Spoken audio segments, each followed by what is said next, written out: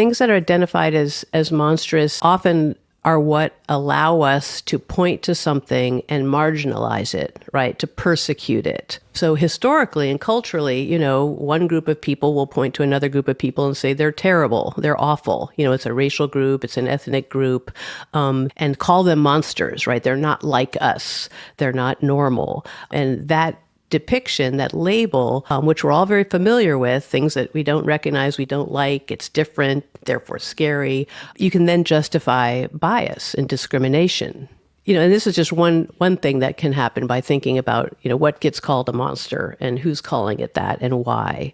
So I think one thing is we can have a more informed grasp of how and why things or people are identified as monstrous. And that can lead us to have a more nuanced appreciation of, who or what is the quote unquote real monster in a situation.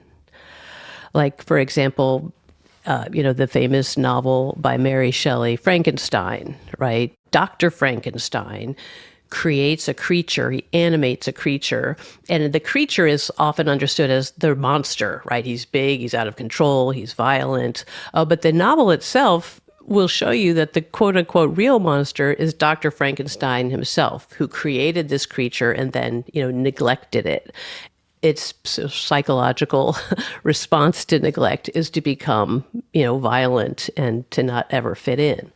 That's a kind of intellectual, critical inquiry type of outcome that can come from thinking about monsters and how and why and where is, the violent, destructive force coming from